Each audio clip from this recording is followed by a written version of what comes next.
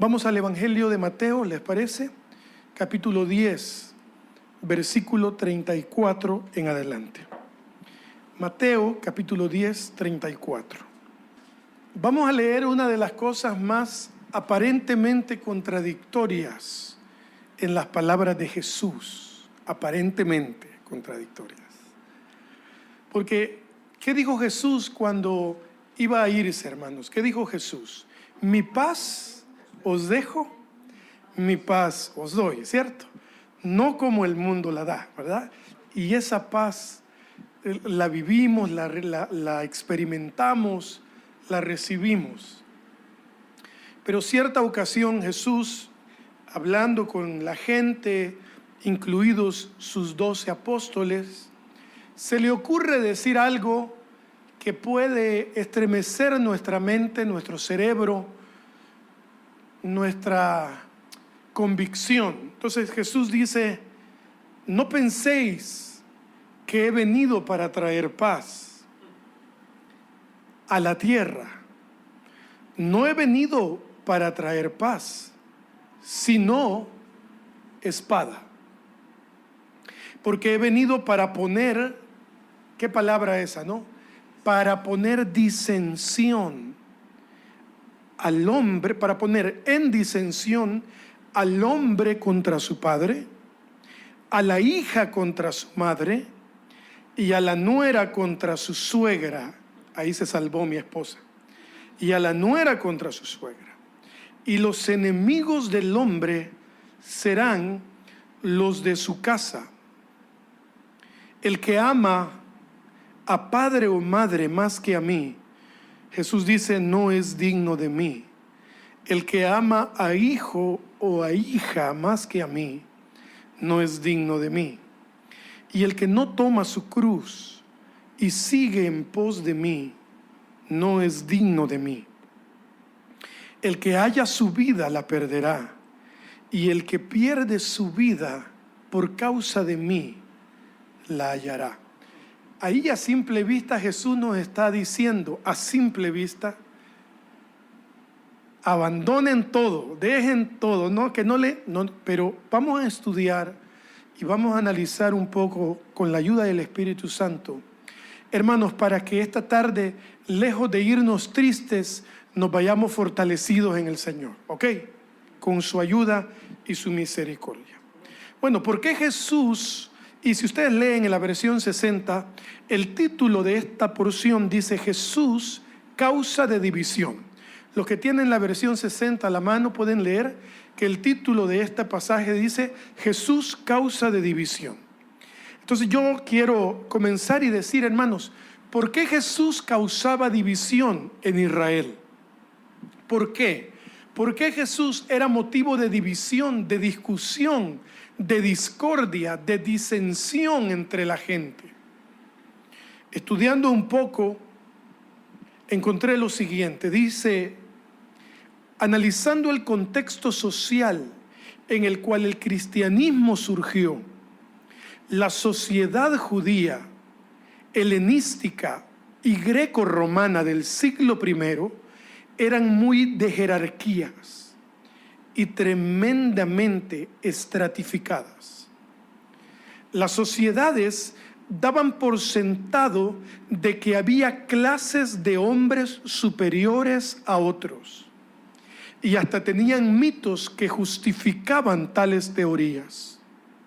Un ejemplo eran las clases dominantes grego-romanas o greco-romanas, cuyos miembros decían ser descendientes de los héroes de las leyendas y, por defecto, descendiente de los propios dioses del Olimpo. ¿Conocen ustedes un poco de la mitología griega? ¿Sí? ¿Han oído el tema de los dioses del Olimpo? Para los que vieron La Sirenita, ¿sí? ¿La vieron? ¿Sí? Poseidón, Hércules, entre otros, los dioses del Olimpo.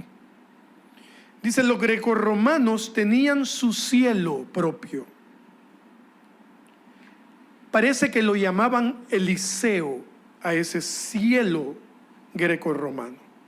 Pero solo podías ir a ese cielo si eras el mejor de los filósofos, el mejor de los políticos, el mejor de los generales o el mejor de lo que fueres. Y entonces llegan personas que adoran a un humilde carpintero. Ahí es donde nos vamos a concentrar. Resulta, hermanos, que Jesús, siendo un sencillo carpintero, se le ocurre a Dios Padre enviar a ese niño pobre y decirle a la humanidad de ese tiempo que ese niño era el rey de los judíos. Hermanos, es totalmente absurdo creer que un rey nace en las condiciones tan pobres en las que nació Jesús, ¿cierto o no? Es ridículo. Ahora el príncipe Harry, que le ha dado la espalda a la monarquía, pero acaba de sacar un libro hablando de los secretos de la monarquía con el cual se está haciendo más millonario. De pobre, aunque deje su título, el príncipe Harry, de pobre no tiene nada, hermanos. Si ustedes ven las monarquías o en el Medio Oriente, el jeque de Qatar, el jeque de Arabia Saudita, lo que más tiene en su vida son millones y millones de euros o dólares. Entonces viene un niño pobre, un simple carpintero, a decir que es el rey de reyes. Está loco, humanamente hablando. Entonces, de entrada, Jesús es causa de división. ¿Por qué? Porque hablaba como quien tiene autoridad, decían los mismos fariseos. No era un fariseo, no era un jebuseo, no era un escriba, no era un profeta reconocido, no era nada que ver con los títulos de ese tiempo, no era del Sanedrín, no era de ninguna cosa, era un hombre que para muchos era un loco diciendo que era el rey. Entonces Jesús, desde el principio de los tiempos, es causa de división hasta el día de hoy. Entonces, ¿por qué Jesús causaba división en Israel, hermanos? Porque para los ojos de los judíos jerárquicos, a los ojos de los pastores, de los ministros, de las eminencias religiosas de ese tiempo, era un don nadie. Pero para los que creían en él, para los que le recibían, que fueron pocos, él era el rey de reyes y señor de señores. Por eso es que Herodes le tiene miedo y como dicen por ahí, mata el chucho a tiempo, ¿verdad?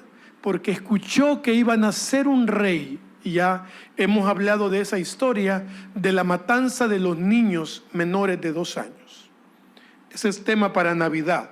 Lo hablaremos en Navidad si estamos vivos. Pero Jesús era causa de división y sigue siéndolo hasta el día de hoy. Entonces yo quiero preguntar, ¿por qué Jesús sigue siendo causa de división en las familias? Porque si ustedes leen el pasaje, Jesús no dice, y entonces el empleado va a estar en contra del jefe, el futbolista en contra del coach, ¿verdad? No dice así. El bajista en contra del ministro de alabanza.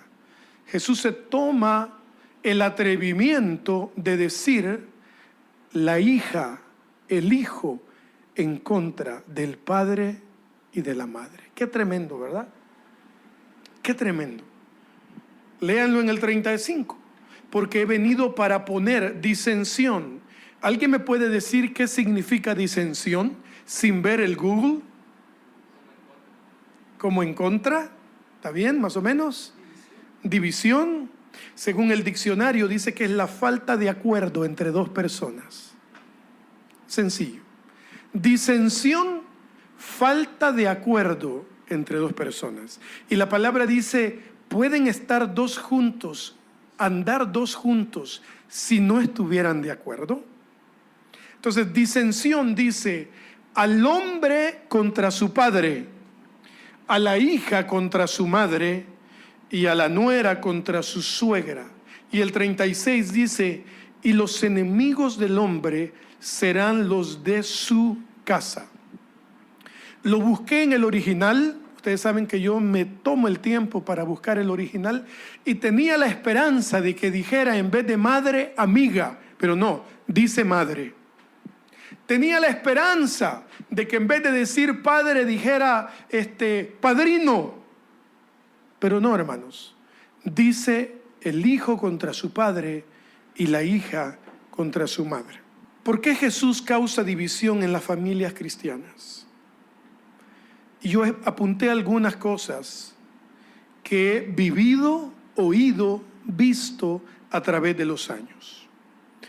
Y entonces apunté algunas con las que deberíamos prestar atención si nos sentimos identificados, que Dios nos ayude a ser pacientes, a ser humildes, a estar sencillos, porque es complicado lo que diré a continuación. Número 1, uno quiere perdonar por amor y obediencia al Señor. Eso es algo que voy a pronunciar en cada uno de los puntos. Uno de los dos, uno de la familia, de los 4, de los 5, de los 2, de los 3, uno quiere perdonar por amor y obediencia al Señor, pero los otros no quieren. Por amor y obediencia al Señor. Resulta ser, ¿no es cierto?, que ahora es difícil confiar en la gente, hermanos. ¿Les ha pasado? Perdonen la comparación, pero si en alguien a mí me está costando confiar cada vez más y más, es en los mecánicos automotrices, hermanos. ¿Estás de acuerdo, Fabricio? Cada vez más y más. ¿Estás de acuerdo, Stanley?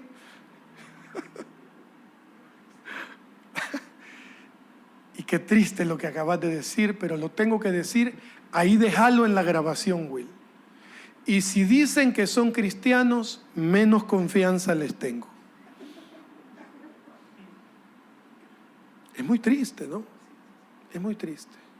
Es muy triste que un señor que me recomendó, Mario, el papá de mi esposa, me cobre lo justo y sea un gran bolo, hermanos.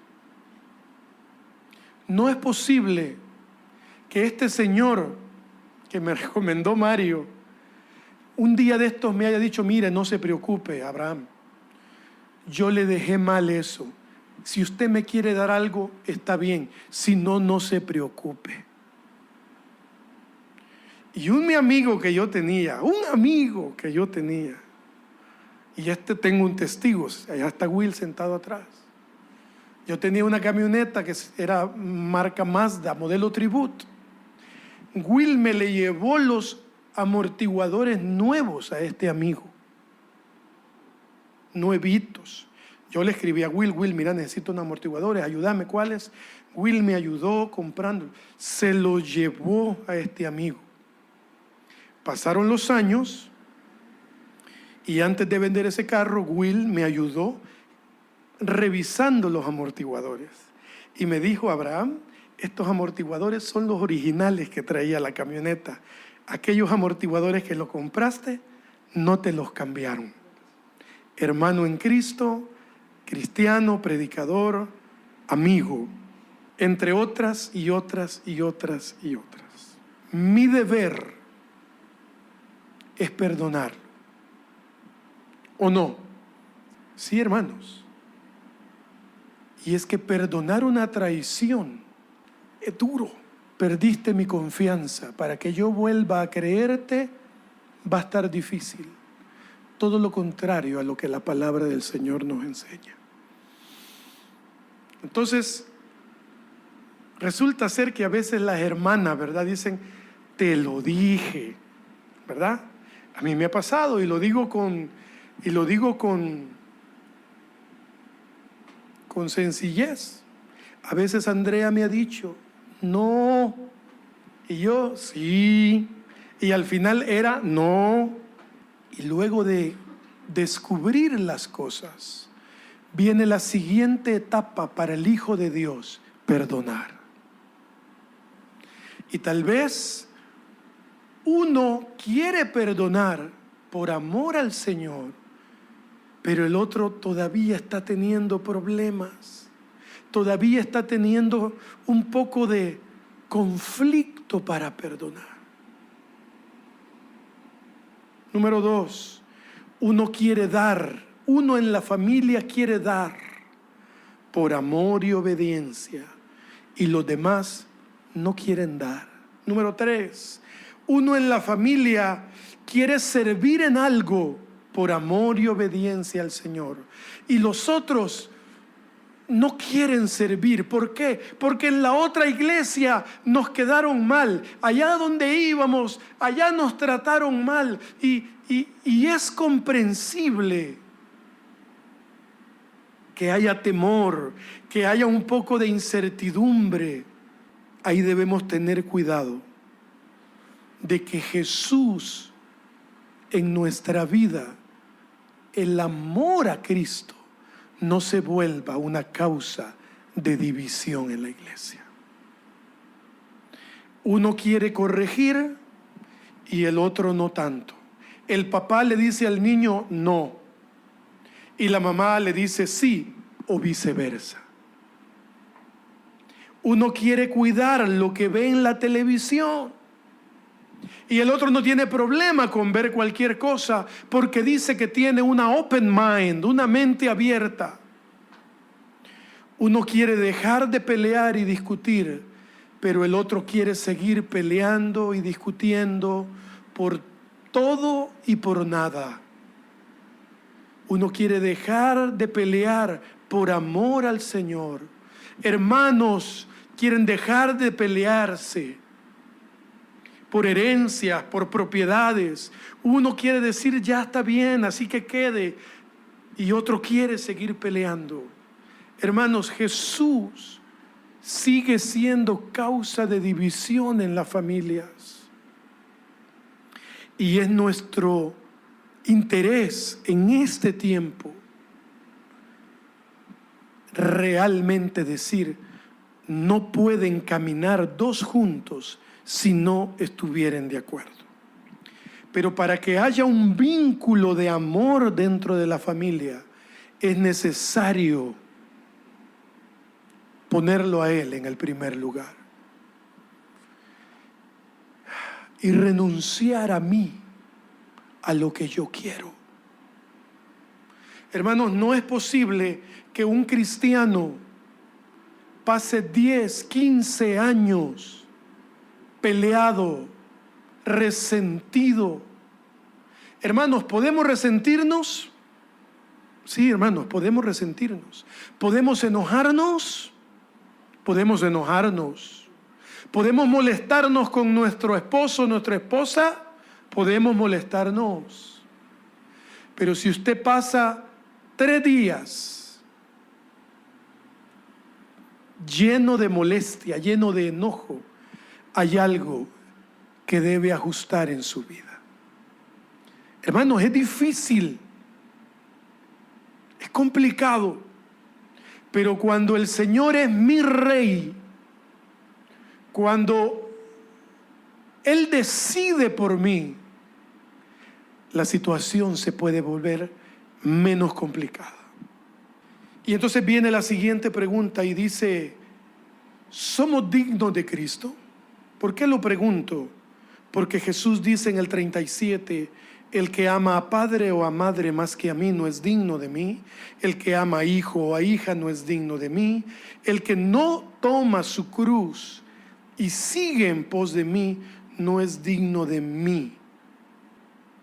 Y cuando Jesús dice esto, hermanos, no se trata de no amar a nuestros hijos, a nuestro cónyuge. No, no, no, no, no, de ninguna manera.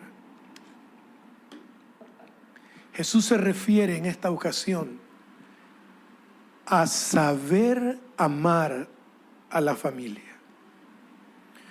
No es lo mismo amar que saber amar a sus hijos, a mi esposa, a su esposo, hermana, a sus padres, a su mamá, etc. No es igual. Porque por ahí dice un dicho que el amor no quita conocimiento.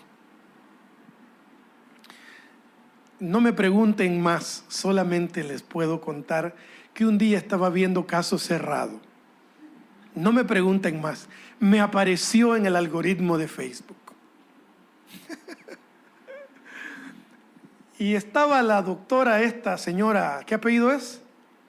La doctora Polo estaba ahí, la de Caso Cerrado. Si no saben qué es Caso Cerrado, no lo vayan a buscar, no se pierden de nada. Y había una señora, una madre, defendiendo a su hija. La cipota no trabajaba, no estudiaba, no hacía nada, era malcriada, era pedante, parece que hasta le había escapado a pegar a la mamá. Y la madre defendía a esta niña y decía: doctora, pero mire, es que ella es pequeña, ella todavía es chiquita, ella no sabe lo que quiere de la vida todavía. ¿Y cuántos años tiene?, le dice la doctora. 18, no hombre. Sí, doctora, pero ella no sabe, ella es una niña todavía. Pregunto yo, ¿esta señora ama a su hija? Sí, la ama. Sí, la ama.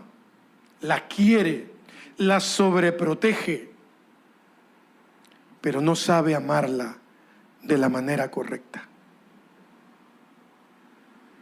Ustedes son padres, yo todavía no. ¿Cuántos le han tenido que dar a sus hijos?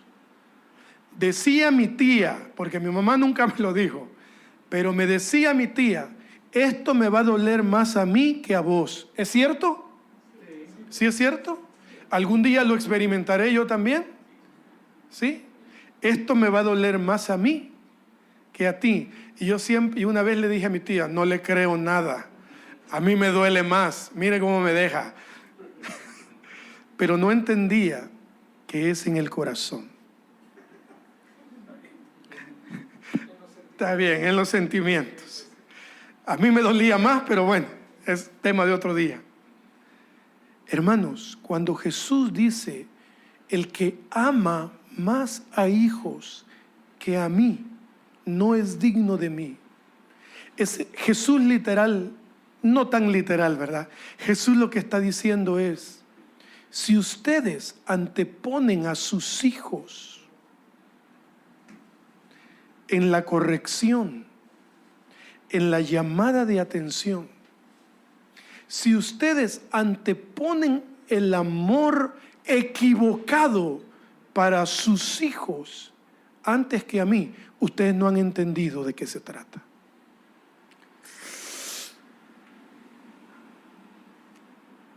Cualquier reclamo, háganselo a Edgardo, porque él fue el que empezó con esto hace un ratito. El que ama más a padre y madre más que a mí. Jesús no está diciendo con esto: abandonen papá y mamá y váyanse de misioneros tras un llamado misionero. De ninguna manera. No se trata de abandonar a la familia por irse a cumplir un llamado. No se trata de ignorar a la familia porque no comparte mi fe. Y tampoco es un escape a la realidad que vivimos. No es eso. No, hermanos queridos, no es: ahora el Señor me ha llamado a mí. Andrea, abandonamos todo, cerremos la iglesia, renunciemos a nuestros empleos y vámonos a vivir a un monte. Allá el Señor nos va a dar de comer. ¿Por qué? Porque dice la Biblia que debemos anteponer. No, hermanos, no es eso. Esto tiene que ver con sensatez. Tiene que ver con discernimiento y tiene que ver con amor. Escuchen esto. Si en nuestro corazón el amor de Dios no es una realidad, no es un sentimiento auténtico, honesto, responsable, real, difícilmente vamos a poder saber amar a nuestra esposa, a nuestros hijos, a nuestros padres, etc. Sobre todo cuando lamentablemente los papás comienzan a decir: te fuiste y me abandonaste. Ya les he contado mi historia, ¿verdad? Mi mamá me decía, bien me llevaba la cuenta, a pesar de que su cabeza ya no estaba, su mente ya no estaba del todo bien, pero me decía: hace 12 años que te fuiste, me cambiaste, a saber por quién me cambiaste. No. Por tanto, dejará el hombre a su padre y a su madre y se unirá a su mujer y serán una sola carne. Y entonces el amor comienza a manifestarse de diferentes maneras. El amor es el mismo, hermanos. El amor auténtico. No confundir enamoramiento con amor. No, el enamoramiento se termina a los primeros meses de casado o antes de casado. Los que tienen novia ahorita están viviendo la etapa del enamoramiento, ¿verdad? No es que te esté viendo a ti, pero eso es el que se me ocurre. Y el amor. Se dicen amor, ¿verdad? Mi amor.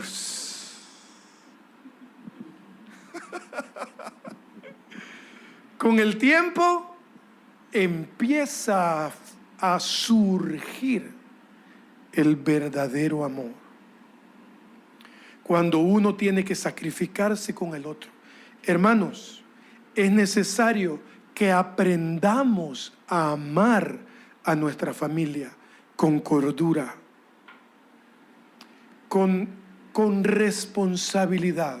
Por ejemplo, yo doy un ejemplo siempre donde voy y digo: si su hijo vive bajo su techo, come su comida, usted todavía le da para el bus, le da para gasolina, le presta el carro, de vez en cuando le compra un par de calcetines, un par de zapatos, su hijo tiene que sujetarse todavía a las reglas que usted tenga en la casa. ¿Cierto o no?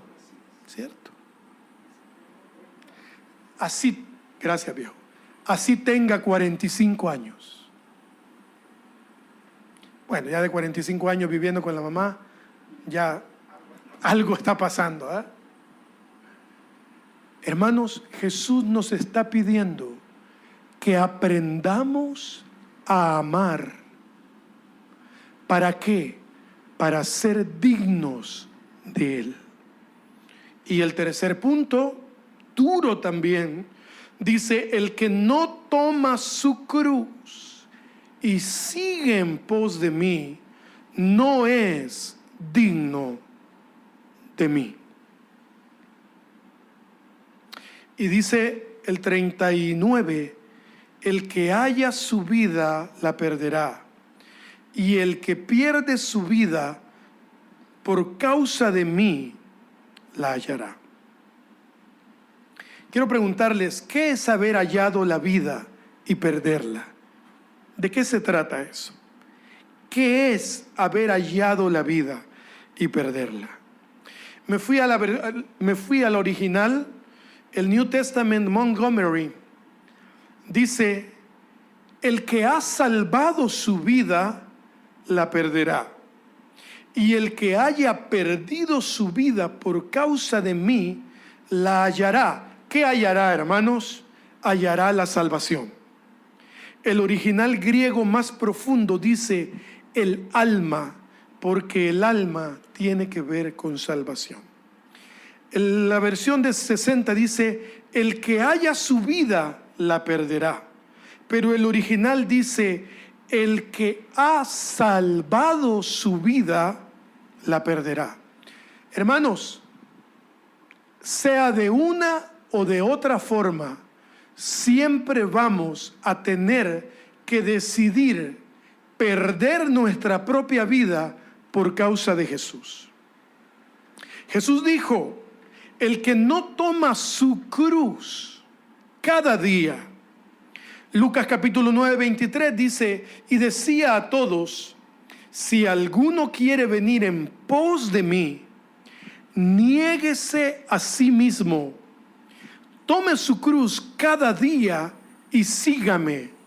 Y ahí repite otra vez Jesús más profundo, porque todo el que quiera salvar su vida, la perderá. Y todo el que pierde su vida por causa de mí, éste la salvará. Pues, ¿qué aprovecha al hombre si gana todo el mundo y se destruye o se pierde a sí mismo? Otro evangelio dice, ¿de qué le sirve al hombre ganar al mundo y al final perder su alma? Y aquí entramos, hermanos, en la penúltima parte del mensaje, cuando Jesús dice, niéguese a sí mismo, tome su cruz cada día y sígame. Fíjense bien, este versículo lamentablemente a veces solo se usa para los mártires que mueren por la causa del evangelio. Porque ahí está diciendo, ¿no? Si alguno quiere venir en pos de mí, niéguese a sí mismo, el que quiera salvar su vida la perderá, y todo el que pierda su vida por causa de mí, éste la salvará. Pero no está dándole exclusividad a los que mueren por la causa de Cristo. No es exclusivo de ellos. Aunque los libros se leen muy bien, si ustedes buscan una serie de libros que salieron hace como unos 15 años que se llamaban Locos por Cristo, ustedes podrán leer los que ponían en las cruces, les daban fuego, los que morían aserrados, los cristianos que morían en el circo romano, los que eran comidos por los leones, asesinados. Ustedes pueden leer eso y pudiéramos cometer el error de aplicar este versículo y darle exclusividad a ellos, pero no es así. Cuando Jesús dice, el que pierda su vida, la encontrará, Jesús está diciendo, hermanos queridos, el que se baje, el que se vuelva humilde, el que se haga sencillo, el que dependa de mi voluntad, entonces hallará la vida. Hay que poner atención. Hermanos, esto no es solo así, vamos a orar por la familia Pino allá en Kirguistán y por los otros misioneros en Irak y los de Corea del Norte y pobrecitos. No, pero la palabra dice que si los matan ellos van a hallar la vida. Sí, pero también estamos nosotros aquí. Cuando Jesús dice el que pierda su vida la hallará, nos está diciendo también a nosotros, hey muchachos, hey hermanos, hey hijos, tienen que abdicar a los tronos que ustedes han puesto en su corazón. Está diciendo, tienen que bajar al negocio un poquito del trono de su corazón. Está diciendo, tienen que bajar a su esposo, hermanas, un poquito del trono de su corazón. Tienen que bajar a sus hijos un poquito. Sobre todo aquellos padres que sus hijos logran más que los padres, ¿verdad? Suele suceder que el padre con mucho esfuerzo ha hecho que un hijo, que una hija logre graduarse de algo que él no pudo graduarse. Hermanos, cuidado con poner a los hijos, a las esposas, a los esposos al ministerio, por encima del lugar que Dios debe ocupar en nuestro corazón. Hermanos, porque Andrea no dio la vida por mí en la cruz. Vero no dio la vida por ti en la cruz. Hermanos, el único que padeció por mí, que fue herido, humillado, azotado, el único que se colgó de un madero por amor a mí, fue Cristo. Por eso me entienden que debemos aprender a amar a nuestras familias. Aprender con un amor genuino. Jesús dice, el que pierda su vida por causa mía, la encontrará. Hermanos, la palabra es dura, es muy difícil.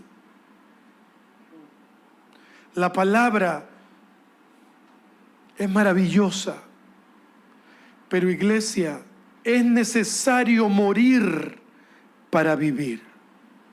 Como la semilla tiene que morir, de la misma manera nosotros debemos aprender a morir. Y la conclusión, hermanos, de esta tarde, el tiempo se pasa muy rápido. Debemos orar para que el Espíritu Santo nos ayude a avanzar de tres maneras. Primero, individualmente. Número 2, como matrimonios y como familias. Y número 3, como iglesia. Número 1, que el Señor, que el Espíritu Santo nos ayude a avanzar individualmente, como familias, como esposos, como matrimonios y como iglesia.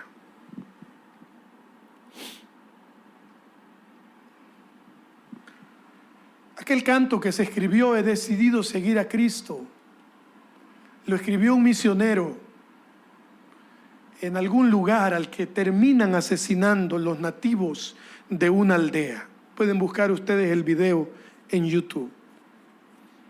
Pero hermanos, ellos no tienen exclusividad para decir que ellos han dejado todo por causa de Cristo. No es así. No es así. Oremos por ellos. Si podemos, bendigámoslos con una ofrenda financiera. Pidamos al Señor por sus vidas.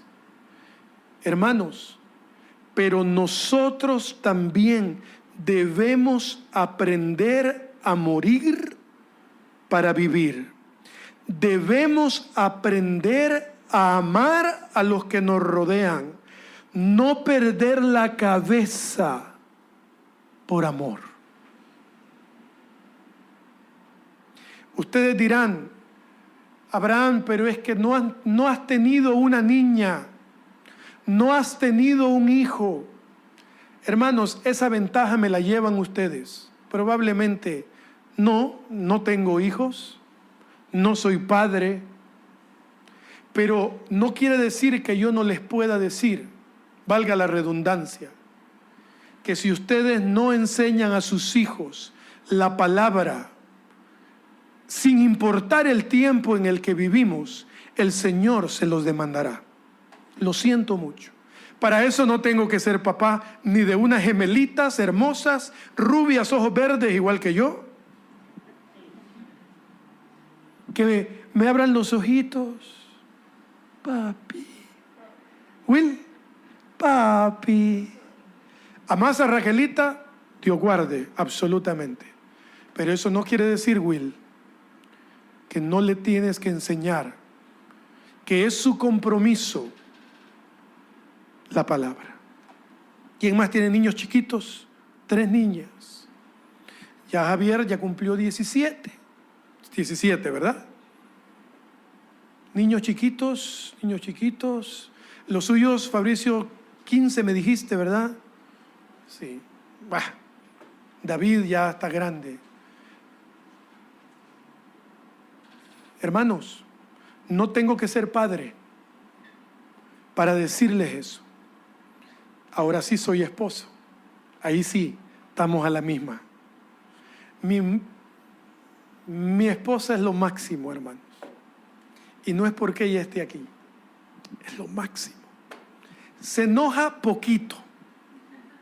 Le dura poco el enojo. Me comprende. Me aguanta. Me ayuda a ubicarme. Hermano, Dios guarde. Hace unos días fuimos al súper. Ella pagó mi yogur. Ella los pagó. Mi esposa es lo máximo. Es maravillosa. Me ayuda, hermano. Me acompaña. Llora conmigo. Pero ella no murió en la cruz del Calvario por mí. Y yo debo aprender a amarla. Y si me toca un día, porque también soy su pastor de ella. ¿Están de acuerdo? Él es su pastor más cercano, Vero. Ahí, mírelo bien. Es él. Porque Cristo es cabeza de la iglesia, como el hombre es cabeza de la mujer. Si las hermanas pueden sonreír y decir, tengo que obedecer a mi esposo. Están sonriendo. Anita se salvó porque no le veo la sonrisa por la mascarilla. El que pierda su vida, la hallará. Alguna vez yo tengo que decirle a mi esposa, nena, esto y esto pasó.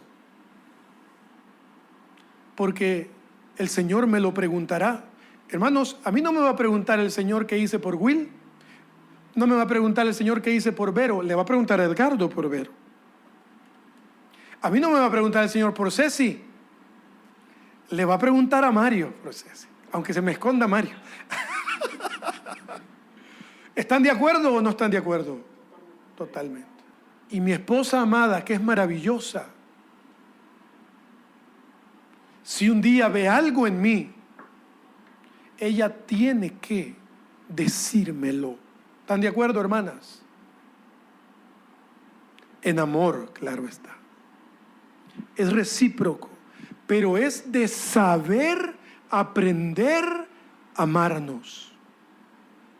El que ama más a su hijo y dice, yo no quiero problemas. Ay, ¿para qué? La paz usted está poniendo a su hijo antes que a él, y usted y yo no somos dignos de él si hacemos eso. Solamente, hermanos. Only. El tema todavía da para más, pero ya son 5 para las 5. Faltan 5 para las 5, hermanos. El Señor es bueno. Él es bueno. Que Él nos ayude a interpretar, a discernir y sobre todo a morir a nosotros para vivir, para alcanzar su reino. Amén. Padre, muchas gracias